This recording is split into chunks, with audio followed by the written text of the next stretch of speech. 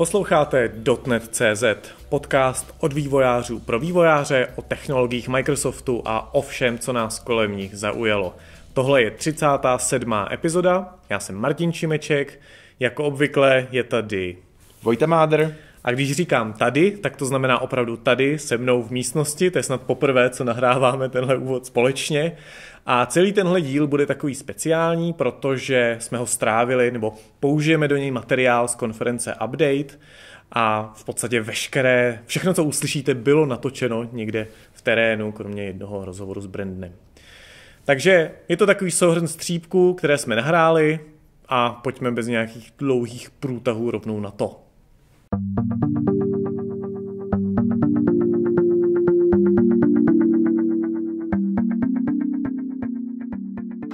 Update se odehrává v kongresovém centru hotelu Clarion. Je to impozantní objekt a doufám, že i konference jako taková bude impozantní. Z toho, co bylo vidět na Instagramu, tak to vypadá, že ano.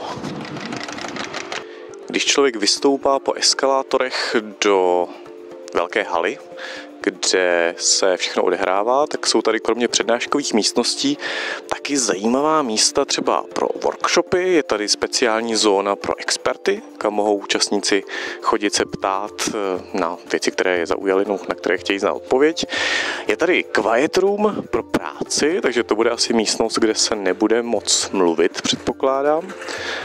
A je tady taky celá chill zóna, kde je káva a lidé si tam můžou posedět, pohrát si s kostičkami, pohrát si se zařízeními od Microsoftu. V chillzóně nesmí chybět ani obligátní stánek Microsoftu, takže jsou tady vystavená různá zařízení, jako klávesnice, myši, je tady Surface Studio, jsou tady Surface Booky a další, mají Surface Go dokonce. Co je tady tak nejdražší? Tady je nejdražší Microsoft Surface Studio. To stojí $3,000, tak nějaký kolem 80-90 tisíc korun. A co je nejnovější? Nejnovější tady máme Surface Go. A taky tady máme Surface Book 2, ty poslední verze, co máme. No. Takže vlastně jedno malé zařízení, malý počítač a jeden větší, v podstatě plnohodnotný laptop. Zajímavou zvláštností, kterou jsem teda ještě nikdy neviděl, je speciální jogová místnost, kde právě při coffee breaku probíhá nějaké cvičení, ale protože se stydím, protože jsem vývojář, tak jsem se dovnitř nešel podívat.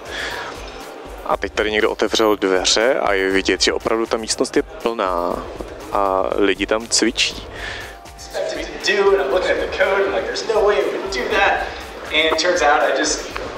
Didn't really understand asynchronous wait, so. Náš starý známý developer advocate z Microsoftu Brandon Minnick naplnil celou místnost svojí přednáškou o async await a jak fixnout známé problémy. Vojto, naučil jsi se něco novýho? No, já jsem se každopádně naučil, že bych měl častěji používat continue await false, když nejsem na hlavním threadu, což je logický. A pak ještě pár drobností ohledně syntaxe a tak dále. Tak my se možná ještě půjdeme zeptat Brandona samotného, co by nám doporučil. After we attended Brandon Minnick's talk, we asked him a few questions as well. Brandon, could you please introduce yourself to our audience for people who perhaps don't remember you from the last time we talked? Yeah, well, thanks so much for having me on the podcast again. My name is Brandon Minnick. I work as a developer advocate at Microsoft, and my background is with Xamarin. And so at Update Prague, gave a talk on async and await and kind of best practices, how to use it in .NET. And honestly, it's because a lot of it just came from experience. So I want a lot of mistakes that I've made along the way that I wanted to share with the folks at the conference so that you don't have to make the same mistakes I did.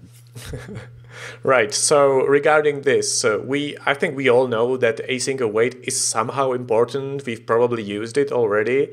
So what do you think is one thing which is very important to not forget and is very easy to do, but most people forget or don't use?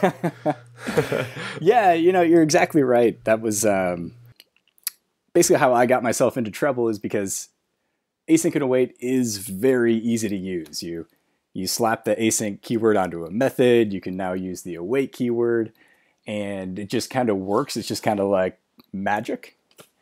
And I think the biggest revelation to me was learning that every task is wrapped in this try-catch block. So if you've ever seen move next in your stack traces and wondered, well, what's that? Well, long story short, that is an implementation of async state machine. That's what your async method turns into, thanks to the compiler. And this move next method wraps all of your code inside of a try-catch block. And what I never knew was that if your code inside of a task or inside of an async task method, if your code throws an exception, it's caught inside of move next, and that exception doesn't get rethrown unless you await the task, or if you have to do something synchronously like use .wait, .result, or we talked about .getAwaiter, getResult in the talk. If you don't do any of that, then you'll never see that exception again. And that was the biggest revelation for me, and why I was getting just weird things happening in my apps. And I'm looking at the code, and it's because I'm saying task.run, essentially doing a fire and forget task. I'm not awaiting it because I don't care when it finishes. But what I didn't realize was, well, my code inside of that task is throwing an exception, and now I wasn't handling it gracefully, and I didn't notice that the exception existed. And so my app would get in this weird state. And I was like, there's no way that it could get here. I'm looking at the code, and I didn't write code that allows this state to happen. And yeah, it turns out that fire and forget tasks are very dangerous, and that if you don't await the task, or if you don't check back in later, like you could always assign that task to a variable if you don't need to await it right away, but maybe you check back in later and await it at maybe the end of the method, that, yeah, your exception will never get rethrown. And what's also kind of funny is, you hear, well, exceptions are going away. Maybe that's a good thing. And, but we want to catch those exceptions. I want to fix those bugs before I ship my app. I don't want my users coming to me and showing me that the app's behaving weird or giving me 1-star reviews on the App Store. So yeah, it was kind of just started going down the rabbit hole one day, digging into like, okay, well, how does async and await actually work? Like, what's the .NET compiler doing? Like, what's my code look like in the IL, in the intermediate language? And coming to that revelation that, like, oh shoot, I didn't know all this was happening, and I ended up misusing async and await. Yeah, so in general, the idea is not just to use it, but also understand what's going on. Yeah, and I teamed up with another MVP, John Thurier. He did this awesome blog post about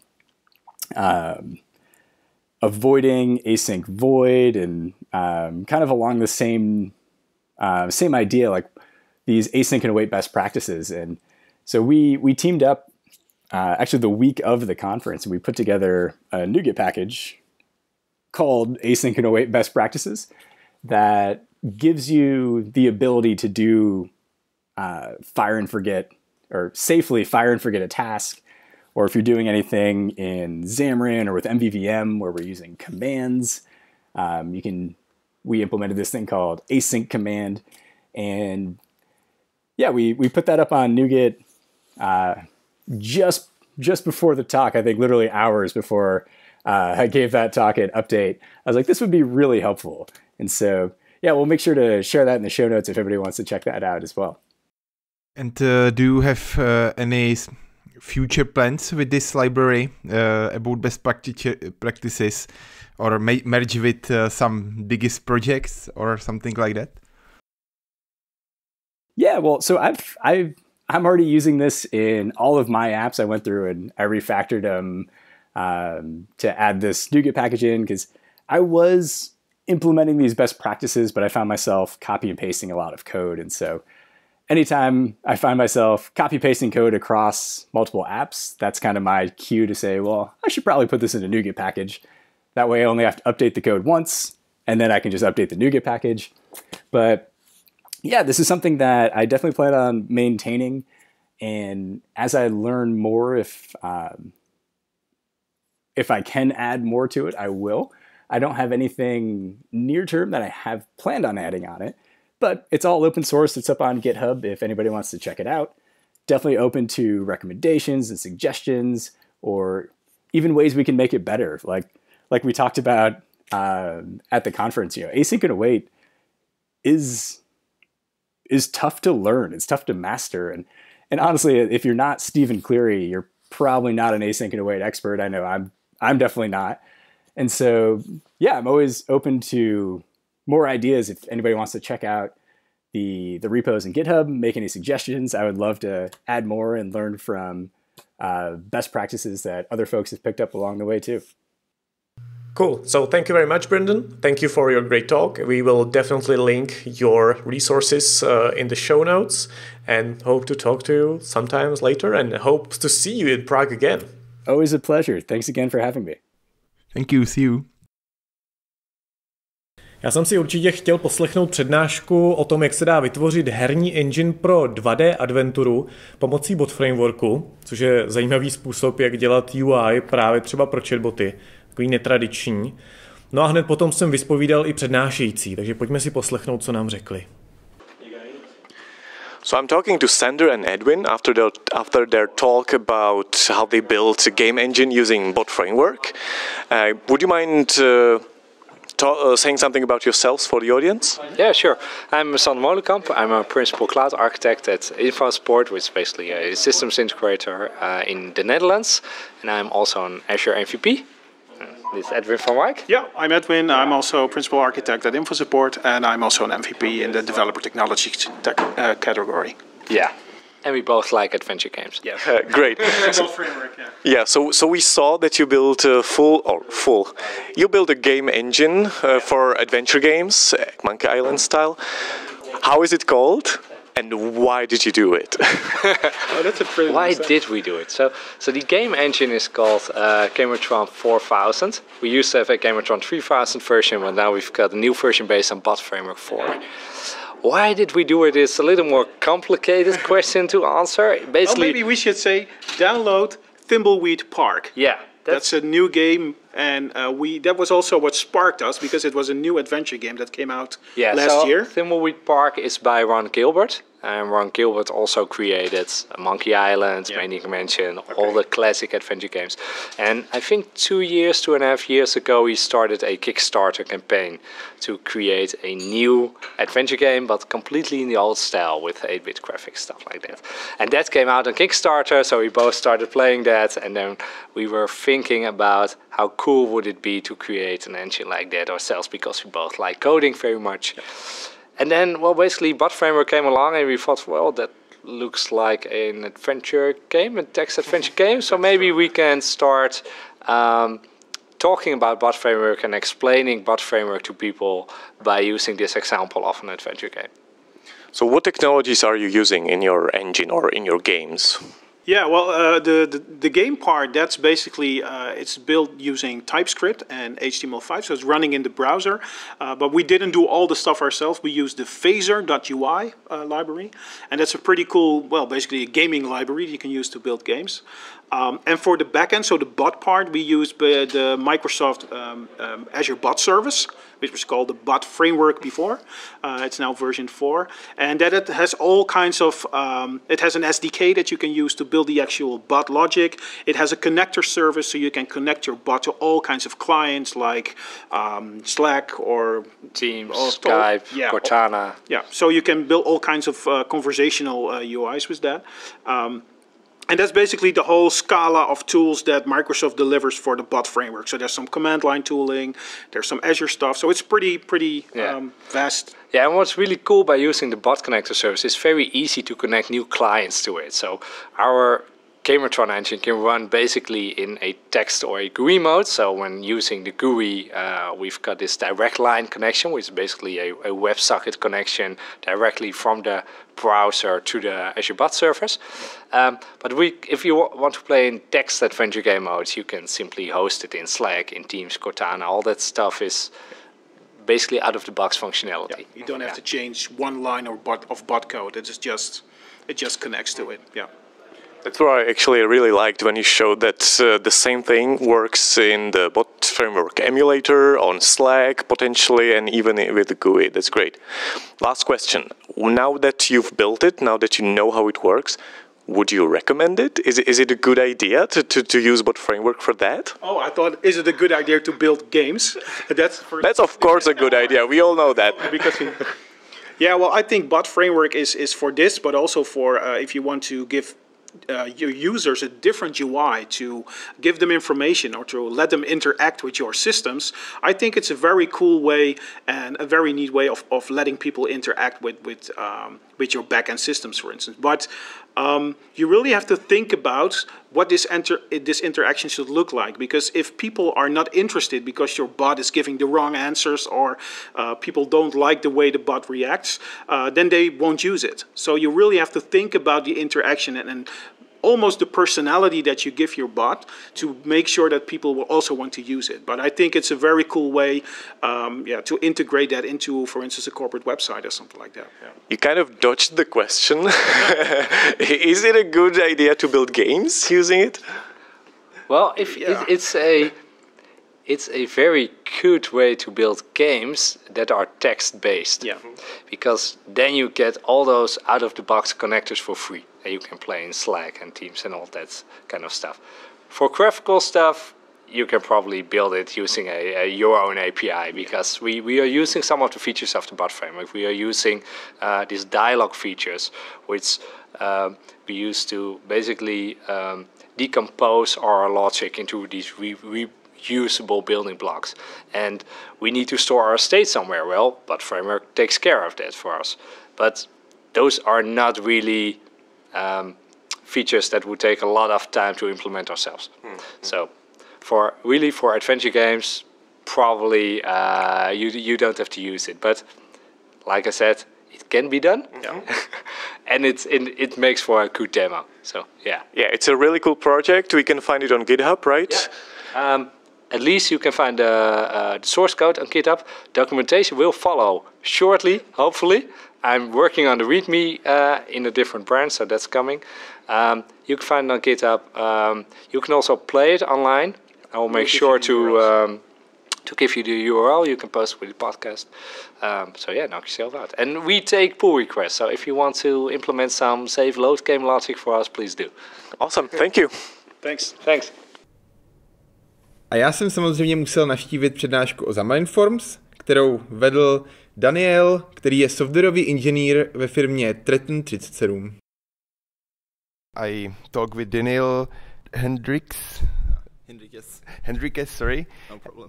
And I have few questions about Xamarin. And what do you think about future of Xamarin and about future of mobile in .NET world? I definitely think that Xamarin has a future in the mobile.NET world, because many people ask me that questions, what will happen with Xamarin. Microsoft doesn't talk so much about it, but they only talk about Azure. But if you take a look what they do, they're developing Xamarin Forms, for example, very much. We will have Xamarin Forms 4 out probably in the beginning of next year. They said that we maybe will have a preview version already this year, so I'm really looking forward to Xamarin Forms 4. And what do you think about Xamarin competitors like Flutter or React Native?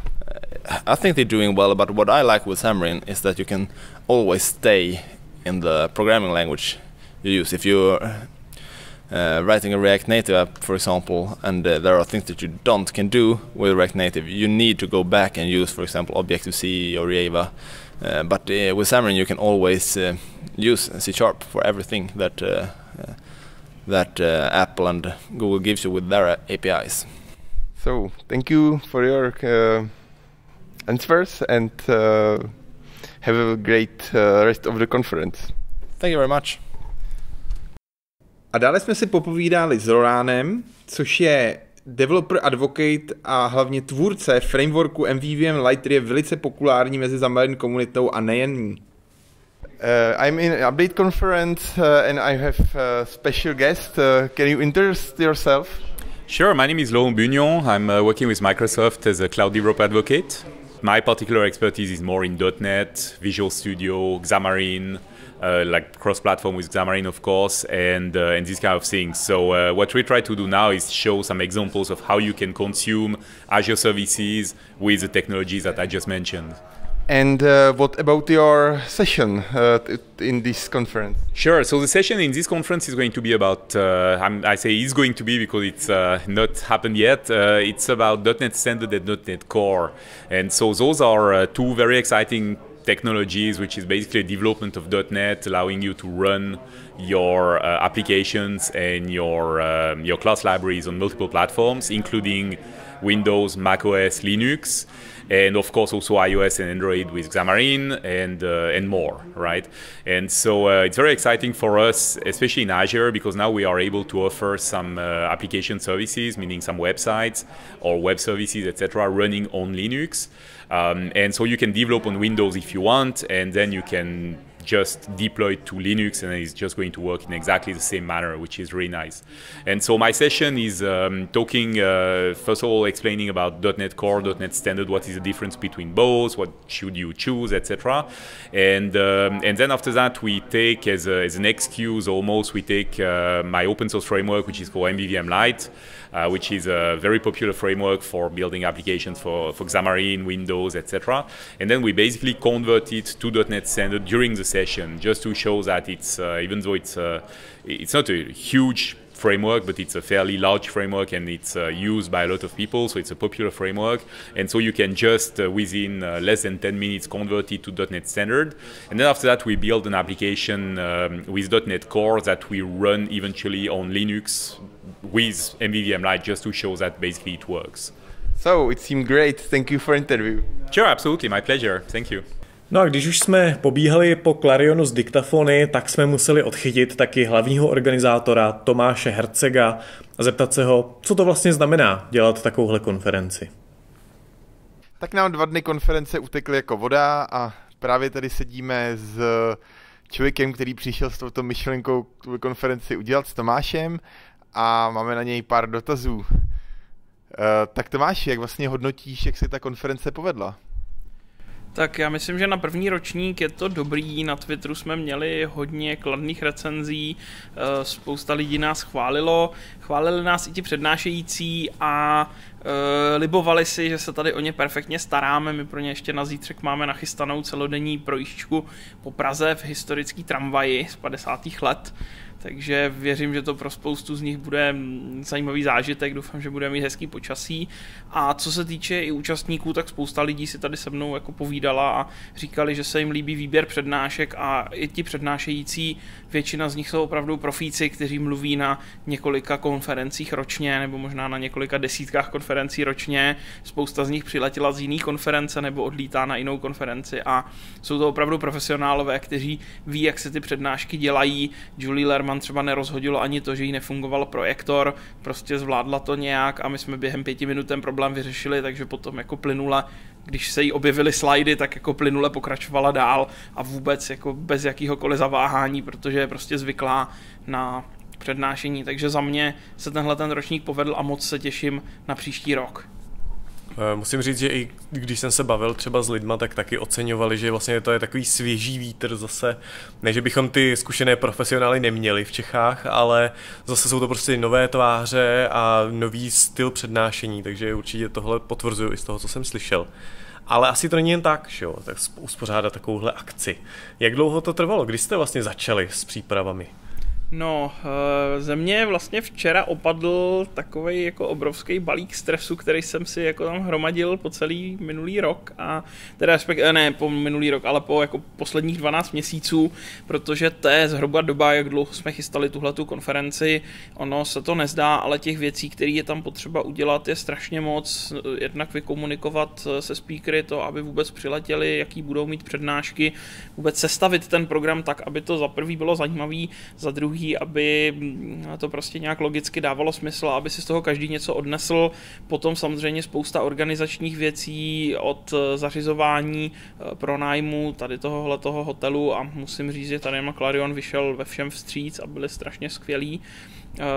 Jídlo, technika, i jako tištěný materiály a i takový blbosti, jako třeba navigační prvky v tom místě konference, aby lidi věděli, kde je registrace, kam mají jít, kde je oběd a tak dále. To všechno je prostě rok práce, měl jsem skvělý tým lidí, nebo mám skvělý tým lidí, je jich asi 6, kteří dělají všechno od konferenčního webu přes návrhy grafiky, zadávání všeho možného do výroby, objednání asi 1000 roll-upů, nebo kolik jsme jich tady měli, prostě strašně moc, včetně toho, že den před konferencí, kdy já jsem šel na večeři se speakery, tak tady kluci běhali a tahali sem všechny ty krámy, aby je teď za hodinu mohli zase tahat zpátky pryč. Naštěstí to nemáme moc daleko, takže jako té práce bylo neuvěřitelné množství a zabralo nám to zhruba rok.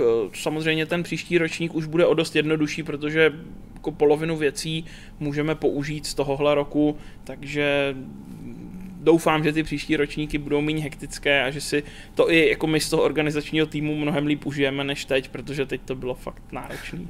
Takže teď je listopad 2018, takže od listopadu 2017 ten core tým 6 lidí plus samozřejmě spousta dalších třeba pomocníků na tom pracovala. Ano. A v listopadu 2019 bude teda další ročník, je to tak? Přesně tak, další ročník bude 14. a 15. listopadu 2019. Je to taky čtvrtek a pátek, což se ukázalo jako celkem praktický, že se jako většina lidí je schopná uvolnit z práce a myslím si, že nebo budeme se snažit, aby ten ročník byl ještě lepší. Měli jsme letos, myslím si, že velmi pěknou skupinu speakerů a na příští rok se samozřejmě budu snažit o to sehnat ještě zajímavější osobnosti, anebo osobnosti minimálně stejně zajímavé, jako jsme tady měli teď. Přijede třeba Scott Henselman? Ptal jsem se ho a říkal, že i tenhle rok by klidně přijel, akorát ta konference bohužel padla do díku vzdání, takže se nemohl uvolnit z nějakých rodinných důvodů, ale zrovna Scott Henselman mi pomohl sehnat asi 3 nebo 4 speakery, kteří tady teď byli a věřím tomu, že když mu to datum jako řekneme, jsme ho odtajnili teprve včera, takže když mu to datum napíšu, tak pokud bude mít čas, takže by mohl přijet. Pokud ne, tak zkusíme nějakého jiného Scotta, třeba Scotta Huntera, možná Scotta Guthrieho, uvidíme. Nechci nic slibovat, ale rozhodně tu konferenci musí táhnout prostě známý osobnosti a známý jména, takže samozřejmě uděláme všechno pro to, abychom sem tyhle ty známé lidi dostali, protože je to určitě skvělý zážitek. I tady většina lidí si s těma speakerama mohla normálně popovídat, pohybovali se tady v těch samých prostorách a viděl jsem, že třeba s Rodriguem Diazem Conchou si tady lidi povídali snad 2 hodiny po jeho přednášce, že prostě vykašlali se na ty ostatní přednášky a 2 hodiny tam s ním seděli a povídali si s ním, takže je to unikátní příležitost tyhle ty lidi poznat a popovídat si s něma o jako i třeba vašich problémech, který normálně řešíte v práci a zeptat se, jak to třeba vidí oni a tak dále. To si mi připomněl, Hanselman jednou před nějakou přednáškou si rozepisoval prsty a psal tam do textáku takový to: já jsem Scott, můj šéf je Scott, jeho šéf je Scott, všichni jsou Scott, Scott Nadella. Tak třeba přijede i Scott Nadella. Uvidíme. Nechci nic slibovat v tomhle okamžiku. Ještě jsem s panem Scottem Nadellou nemluvil. Můžou třeba i návštěvníci nebo vaši followři nějak pomoct? Jako dát tip, koho by rádi viděli, slyšeli? Určitě, pokud máte nějaké nápady, koho byste třeba rádi v Česku viděli, tweetněte nám, použijte třeba náš account update_conf nebo hashtag update conference, my ho pravidelně sledujeme a zkoumáme, co tam o nás kdo píše, takže klidně nám napište nebo mi napište e-mail, jakýmkoliv způsobem mi dejte vědět, že máte tohle zajímavého člověka, kterýho bychom třeba mohli oslovit a my mu určitě pošleme odkaz na Call for Papers, což je vlastně taková anketa, kdy se sbírají vlastně návrhy na přednášky od jednotlivých speakerů a samozřejmě cílem je, aby se to Call for Papers dostalo k co nejširšímu množství lidí, takže pokud máte nějaký návrhy, určitě nám dejte vědět, pokud ten člověk bude zajímavý, rád ho sem pozvu. Ještě napadá jeden dotaz, ono součástí jako update konference jsou ještě takové 2 mini projekty, což je vlastně update menší konference a update talks. Plánujete tam příští rok nějaké novinky ohledně těchto menších projektů? Ohledně těch menších konferencí, update days, tam ještě nemáme úplně přesně vymyšleno, jestli příští rok bude 1 nebo 2. 1 bude určitě, možná stihneme 2. Má vyjít .NET Core 3.0, nevíme přesně kdy, ale víme, že někdy v květnu, v červnu už bude dostatek informací, takže určitě budeme opakovat tu malou konferenci Core Start, která se dělala vlastně před rokem o .NET Core 2, tak teď bude o .NET Core 3, bude to pro Core Start 3.0 a možná tam stihneme vmáčknout ještě jednu menší konferenci, která by zase byla v Microsoftu a jde o to akorát vymyslet nějaké jedno nosné téma, kolem kterého se všechny ty přednášky budou točit, aby to nějak logicky zase dávalo smysl. Takže to ještě uvidíme, sledujte náš Facebook a Twitter a tam vám tyhle ty informace určitě neuniknou. A ohledně .NET Talks? Ohledně .NET Talks, tam uvidíme, my jsme tady na téhle konferenci nahrávali několik takových menších rozhovorů se speakery, takže ty se objeví na našem YouTube kanálu a zase pokud budete sledovat náš Facebook a Twitter, tak se o tomhletom dovíte. Tak jo, tak hrozně děkujeme Tomáši, děkujeme hlavně za úplně skvělou konferenci a těšíme se teda příští rok 14. a 15. listopadu 2019 na další díl. Já vám taky moc děkuju i za pomoc, kterou váš podcast téhleté konferenci udělal. Díky. A tím jsme se dostali do konce. Klarion se uzavírá, je pátek odpoledne, pátek večer. Účastníci už postupně odešli, ještě dojíždějí poslední přednášky. Všichni balí a je po konferenci. Uteklo to rychle, bylo to náročné, ale myslím si, že celkově akce velice povedená. Takže budeme se těšit na příští rok.